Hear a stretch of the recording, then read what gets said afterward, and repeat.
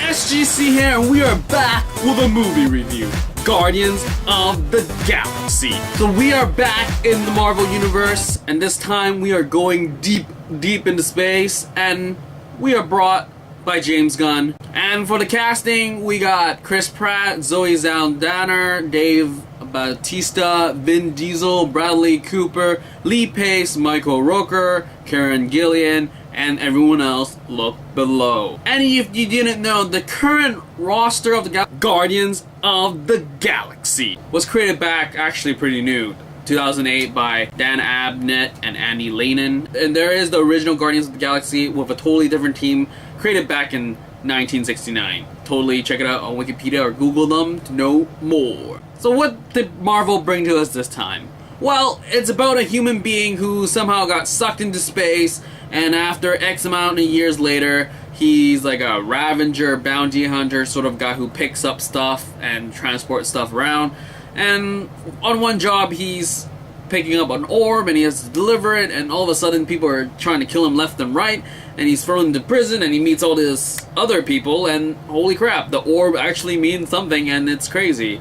And that's the entire story. So what did I like about this film? Well, first off, this was an amazing origin film, because I mean, they didn't need solo movies establishing each of the members and then forming a team, but rather they established each member in the very beginning of the movie and put them in the team, and they worked, and it was just fun and awesome. I really loved how they showed each character's like personality and just what makes them tick, sort of thing. How did they run, operate? They did it in a very smooth fashion, and I really loved it. There was no need for extended origin of each single character. Oh, let's give them like X amount of minutes so we can establish them, but rather it was done in a very quick and efficient way, and it was just awesome.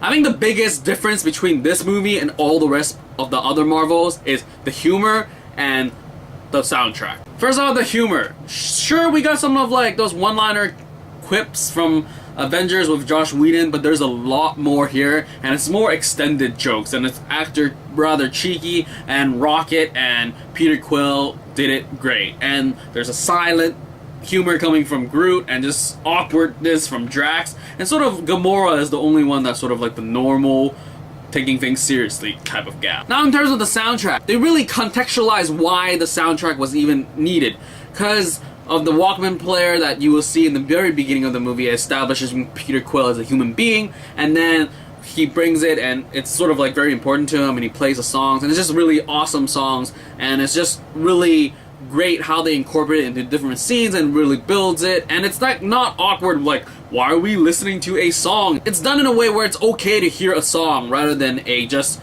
music soundtrack. Now in terms of acting, I would say everyone was pretty great, and from what I've been hearing on reviews online, people are not really sure or consensus about Drax, because it's sort of like they wanted more, or he was just sort of like a not a great actor. But I mean, all in all, he sort of reflects of what I feel that Drax should be. Actually, he talks more than I thought Drax would talk. But really, that's not a big issue compared to everyone else, because everyone else was just amazing. Rocket and Groot was just great, like tons of great scenes from them. Chris Pratt was just awesome. I'm really happy for the guy, because I mean, seeing him progress in his acting ability from like Parks and Rec to this like crazy Marvel front and center was just awesome stuff for him. Zoe Saldana, for me, at first I was like, ooh, I'm not sure if she fits the role of Gamora, but totally I enjoyed what she brought to the table, and it was just great.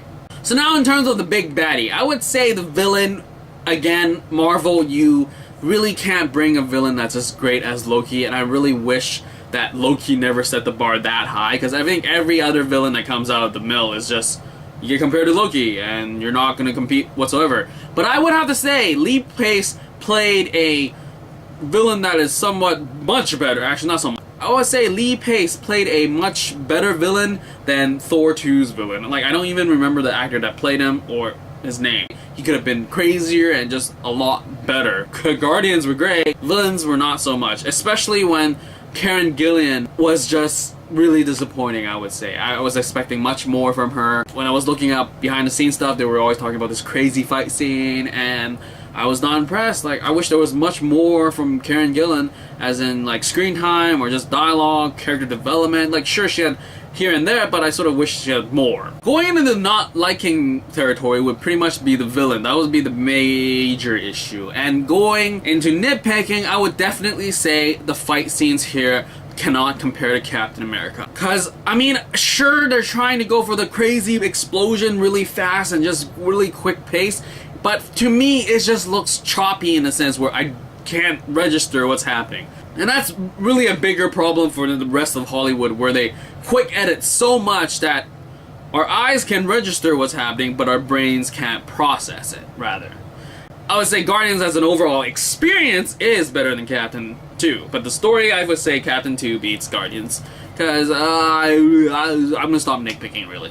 So yeah, I mean, that's it, man. I mean, Guardians of the Galaxy was totally enjoyable, really fun, and I'm just really glad that they went this direction just to show that, hey, we can do this. And I think that this totally will pave the way for audiences to be much more accepting of Doctor Strange, where it's strictly magic, and it's not the science is so advanced it looks like magic to you puny humans of Thor, but rather magic. Because, I mean, we have a talking raccoon and a tree with 3 lines.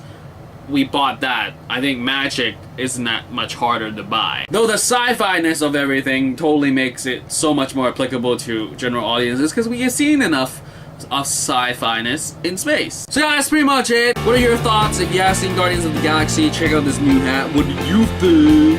And leave me a comment down below, and we will totally discuss about this awesome addition to the Marvel Universe. And that's all for this movie review for Guardians of the Galaxy.